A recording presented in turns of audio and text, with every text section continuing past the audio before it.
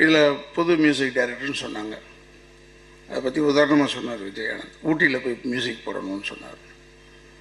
அப்புறமா ஊட்டியிலேருந்து பாண்டிச்சேரி வரணும்னு சொன்னார். அப்போ தான் நினச்சிக்கிட்டேன், ஏன்னா முன்னாள் முதலமைச்சர் கலைஞர் அவர்களிடம் கவியரசு கண்ணதாசன் அவர்கள் இந்த தடவை எலெக்ஷனில் நான் ஏதாவது தொகுதியில் நிற்கலான்னு பார்க்குறேன், அப்போ ஒரு சின்ன தொகுதியாக தேர்ந்தெடுன்னு சொன்னார் கலைஞர் அவர்கள். அப்புறம் அடுத்த நாள் வந்து கவியரசு கண்ணதாசன் அவர்கள் தேர்ந்தெடுத்திருக்கேன் எந்த தொகுதின்னு கேட்டார். பாண்டிச்சேரி.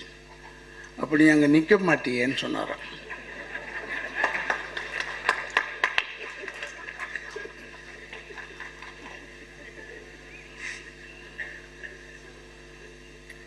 அதே போல் மியூசிக் டைரக்டர் பாண்டிச்சேரின்னு கேட்டு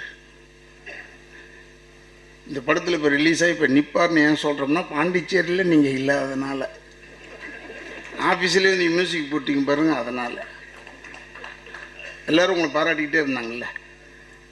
நான் அதற்காக பாராட்டவில்லை, இருந்தாலும் இப்போ சொன்ன ஒன்று தான் ஞாபகம் வந்தது.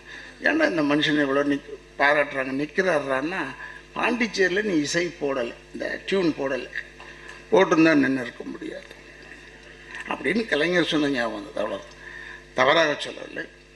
அதே மாதிரி எடிட்டரில் வந்து பேசுகிற ரவிக்குமார் சாருக்கு ரொம்ப பரிச்சயமானவர். இப்போ கேமராமேனை பற்றி சொன்னாங்க, மூவேந்தர் அவர் பேர், அவரை பற்றி சொன்னாங்க. ஸ்டில் ஃபோட்டோகிராஃபராக இருந்தார், அப்புறமா அப்படியான. இப்போ தான் கேமராவே ஸ்டில் ஃபோட்டோகிராஃபர் லெவலில் வந்துருச்சு. அப்போ ஸ்டில் ஃபோட்டோகிராஃபர் எடுத்து ஒரு கேமராமேன் ஆகக்கூடாதா? இப்போல்லாம் இவ்வளோண்டு தான் நான் கேமரா. நானே ஒரு படம் அடிக்கும்போது இப்படி காமிச்சாங்க அந்த கேமரா. நான் சொன்னேன், ஏன்டா இவ்வளோன்னு இருக்குது, ஏன் மூஞ்சி இவ்வளோ பெருசாக இருக்குது, வருமானு கேட்டேன். ஏன்னா எனக்கு தெரியல அந்த தொழில்நுட்பம். இல்லைங்க வருமானு சொன்னாங்க. சரி, ரொம்ப நல்லதாக போச்சு ஓடுறான். ஏன்னா எப்போ ஸ்டார்ட் கேமரா எப்போ கட்டுன்னே தெரியல, பேசிக்கிட்டே இருக்கலாம், வரலன்னா கூட திருப்பி பேசலாம் அப்படிலாம் சொன்னாங்க. நல்ல அட்வான்டேஜான விஷயம். இல்லை நான் எல்லாருக்கும் சொல்கிறது என்னென்னா, இசை போடுறாங்க பாருங்கள், இசை போட்டியில் இருக்குது, காம்படிஷன் இருக்குது. இசை மியூசிக் டைரக்டர்ஸ்குள்ளே நல்ல காம்படிஷன் இருக்குது, கேமராமேனில் நல்ல காம்படிஷன் இருக்குது, லிரிக் ரைட்டர்ஸ் காம்படிஷன் இருக்குது, ப்ரொடியூசர்ஸ்குள்ளேயே காம்படிஷன் இருக்குது. நான் நல்ல படம் எடுக்கிறேன்னா நீ நல்ல, அப்படிலாம் காம்படிஷன் இருக்குது. இந்த நடிப்பில் மட்டும்தான் காம்படிஷனே கிடையாது. யார் வேணாலும் நடிக்கலாம், யார் வேணாலும் போகலாம் அப்படின்னு ஆயிடுச்சு. ஏன்னா இப்போ முன்னாடி உட்காந்துருக்கும்போது கேள்விப்பட்டது, ப்ரொடியூசர் சிவா வந்தான், டி சிவா. என்னப்பா நடிக்கிறியாமேன்னு நான் கேட்டார். பெரிய நடிகர் ஆகிட்டார். நான் சொன்னேன், நல்ல ரோல் இப்போ பண்ணுறேன் இதில். ப்ரொடியூசர் சிவா. அப்போ நான் சொன்னேன், என்னடா ப்ரொடக்ஷனை விட்டுவிட்டியான்னு கேட்டேன். எதுக்காக சொல்கிறேன்னா, யார் வேணாலும் நடிக்கலாம். ஆனால் இந்த படத்தில் நான் சொல்கிறது என்னென்னா, விதார்த்துக்கு நேற்று ஃபோன் பண்ணி சொன்னேன், டெஃபினட்டாக இந்த படத்தில் காம்படிஷன் இன் ஆக்டிங் இருக்குது. ஒரு சீன் காமிச்சாலும் ரெண்டு பேருக்கும் காம்படிஷன் இருக்குது. சூரிக்கு இருக்குது, விதார்த்துக்கு இருக்குது. இந்த படத்தில் வந்து சூரி வந்து இது விதார்த் வந்து டேர்னிங் பாயிண்ட்லாம் சொன்னாங்க. Yes, already turn the point. விதார்த்துன்னு தெரியாத நடிகர்கள் கிடையாது, ஆடியன்ஸ் கிடையாது, எல்லாம் அவன் ரொம்ப ஃபேமஸாக இருக்காப்புல விதார்த். சூரியும் ரொம்ப ஃபேமஸாக இருக்கான். இதில் யாராவது ஹீரோ ஆகிடுவாங்களோ, உண்மையாகவே ஹீரோ ஆகிடுவாங்களோன்னு பயமாக இருக்குது. பெரிய ஹீரோ ஆகிடுவாங்களோ போட்டி மேலே பண்ணியிருக்காங்க. அப்புறம் சொன்னாங்க, காமெடி ஆர்டிஸ்ட்டை பெருசு பண்ணால் படம் நல்லா ஓடும். அப்படிலாம் கிடையாது, கதை நல்லா இருந்தால் தான் படம் ஓடும். எனக்கு விதார்த்து இந்த சூரியெல்லாம் எனக்கு ரொம்ப பிடிச்ச ஒரு குரூப்பு. ஆனிமத்தெல்லாம் என் ஃப்ரெண்டு பால்ய ஸ்நேகிதர்கள். பக்கத்துலேயே தான் ஷூட்டிங். எனக்கு இன்னைக்குன்னு பார்த்து கூப்பிட்ருக்கான் ஷூட்டிங். இந்த தென்னாலிராமன் ஒரு படம், அதை தான் நடிக்கிறேன் நான். இந்த வரேன் என் ஏரியா கேசட் வெளியிட்டு விட முடிச்சுட்டு வரேன்னு சொன்னேன்.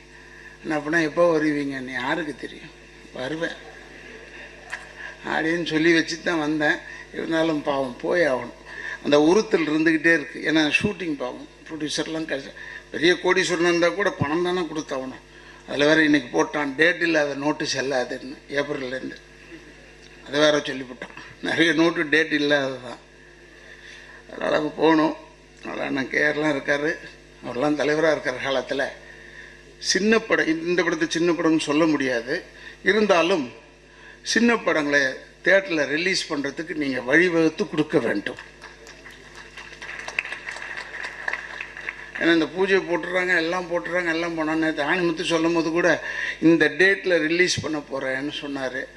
அதெல்லாம் அந்த காலண்டி கண்ணே, டேட்லாம் நினைக்காத, எப்போ கிடைக்குதோ போடு, அப்படி ஆயிடுச்சு. அதனால் அதை பிரேக் பண்ணித்தாங்க. இந்த பெரிய படம் இன்னும் 300 தேட்டரில் போடுறது, 400 தேட்டரில், இது யார் ஆரம்பித்தாங்கன்னு நான் சொல்ல வேணாம். இருந்தாலும் அதெல்லாம் தவறான விஷயம். சாந்தி கிரவுன் புவனேஸ்வரி, பிராட்வே, சித்ரா போட்டு எம்ஜிஆர் படம், சிவாஜி ரெண்டுமே 250 நாள் ஓடிச்சப்பெல்லாம். இப்போ ரெண்டே படத்தை கொண்டாந்து 300 தேட்டரில் போட்டுடுறீங்களா? ஜனங்களுக்கு வேறு வழி கிடையாது. அதனால் நல்ல படம் கிடையாதுல்லாம். வித்தார்த் போன்ற ஹீரோலாம் வரணும் வெளியே. நிறைய பேர் வந்தால் தானே நல்லாயிருக்கும். உங்களுக்கு தானே தெரியும். உங்களுக்கு உறுதுணையாக இருப்போம் நாங்கள். தேட்டருக்காரங்களோட தயவுசெய்து பேசி நம்ம படம்லாம் சின்ன படம்லாம் வரத்துக்கு வழிவகுத்து கொடுங்க. எல்லாம் தமிழ் படம், அதற்காக சொல்கிறேன், தயவுசெய்து சொல்கிறேன். படங்கள்லாம் வெளியே வரணும். நம்ம ப்ரொடியூசர் கவுன்சிலும் பேசும்போது நான் அதெல்லாம் பேசக்கூடாதீங்க. ஆந்திராவில் இவ்வளோ ரூல்ஸ் கரெக்டாக இருக்குது, இதில் இருக்குது, ஆந்திராவில் இருக்குது, கேரளாவில் இருக்குதுன்னு சொல்கிறோமே ஒழிய தமிழ்நாட்டில் இருக்குதுன்னு ஏங்க சொல்ல மாட்டேன். அதனால் உங்கள் பீரியடில் இது நடக்கணும். நடந்தால் எங்களுக்கெல்லாம் ஒரு பெரிய சந்தோஷம் என்று சொல்லி, தயாரிப்பாளர்கள் ஒரு கண், டைரக்டர்கள் ஒரு கண், இந்த 2 பேர் 2 கண் நமக்கு. அவங்களுக்கெல்லாம் சொல்கிற நடிகர்களுக்கெல்லாம் அவங்க 2 பேர் 2 கண். ஏன்னா கண்ணுடைய தன்மை, நேற்று ஆணிமுத்துக்கு சொன்னேன், கண்ணுடைய தன்மை வந்து ஒரே நேரத்தில் தான் பார்க்கும். 2 கண்ணும் ஒரே இடத்த. அழுதா கூட ஒரே நேரத்தில் தான் அழும். தூங்கினா கூட 2மே ஒரே நேரத்தில் தான் தூங்கும். ஒரு கண்ணை மூடிட்டு ஒரு கண்ணை திறக்க முடியாது, தூங்க முடியாது. ஆனால் பெரிய விஷயம் என்னென்னா 2 கண்ணும் ஒன்று பார்த்துக்காது. அது மாதிரி தான் ப்ரொடியூசரும் டைரக்டரும் இருக்கிறாங்க.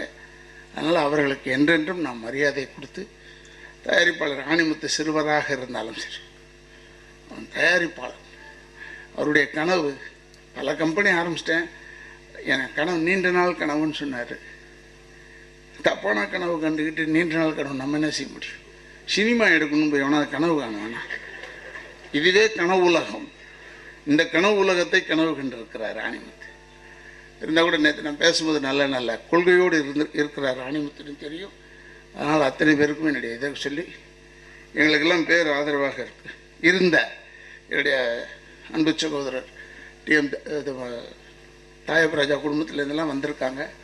அவங்களுக்கெல்லாம் என்னுடைய வணக்கங்களை கூறி, இந்த ஆணிமுத்து முதல் முறையாக ப்ரொடியூசராக இருக்கார். அவருக்கு என் குடும்பத்தின் சார்பாகவும் திராவிட இயக்கத்தின் சார்பாகவும் இந்த ஷாலை பற்றி அண்ணன் கேஆர் அவர்கள் போத்துவார் என்று சொல்லி எனக்கு வாய்ப்பு கொடுத்திருக்கு நன்றி என்று கூறி விடைபெறுகிறேன். நன்றி, வணக்கம்.